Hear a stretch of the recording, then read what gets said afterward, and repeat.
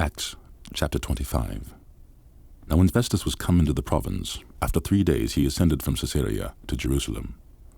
Then the high priest and the chief of the Jews informed him against Paul, and besought him, and desired favor against him, that he would send for him to Jerusalem, laying wait in the way to kill him. But Festus answered that Paul should be kept at Caesarea, and that he himself would depart shortly thither. Let them therefore, said he, which among you are able, go down with me, and accuse this man, if there be any wickedness in him. And when he had tarried among them more than 10 days, he went down unto Caesarea, and the next day, sitting on the judgment seat, commanded Paul to be brought. And when he was come, the Jews which came down from Jerusalem stood round about, and made many and grievous complaints against Paul, which they could not prove.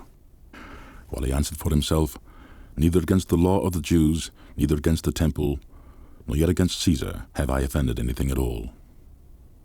But Festus, willing to do the Jews a pleasure, answered Paul and said, Wilt thou go up to Jerusalem, and there be judged of these things before me? Then said Paul, I stand at Caesar's judgment seat, where I ought to be judged. To the Jews have I done no wrong, as thou very well knowest. For if I be an offender, or have committed anything worthy of death, I refuse not to die. But if there be none of these things whereof these accuse me, no man may deliver me unto them. I appeal unto Caesar. Then Festus, when he had conferred with the council, answered, Hast thou appealed unto Caesar? Unto Caesar shalt thou go. And after certain days King Agrippa and Bernice came unto Caesarea to salute Festus.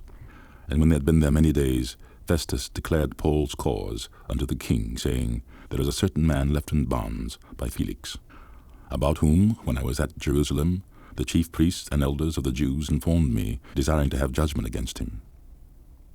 To whom I answered, It is not the manner of the Romans to deliver any man to die, before that he which is accused have the accusers face to face, and have license to answer for himself concerning the crime laid against him.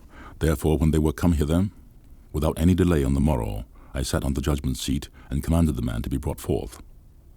Against whom, when the accusers stood up, they brought none accusation of such things as I supposed, but had certain questions against him of their own superstition, and of one Jesus, which was dead, whom Paul affirmed to be alive.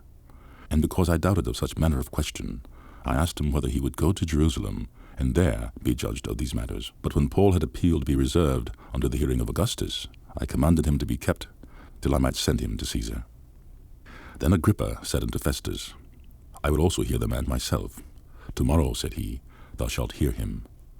And on the morrow, when Agrippa was come, and Bernice, with great pomp, and was entered into the place of hearing, with the chief captains and principal men of the city, at Festus' commandment Paul was brought forth. And Festus said, King Agrippa, and all men which are here present with us, ye see this man, about whom all the multitude of the Jews have dealt with me, both at Jerusalem and also here, crying that he ought not to live any longer. But when I found that he had committed nothing worthy of death, and that he himself hath appealed to Augustus, I have determined to send him, of whom I have no certain thing to write unto my Lord. Wherefore I have brought him forth before you, and specially before thee, O King Agrippa, that after examination had, I might have somewhat to write.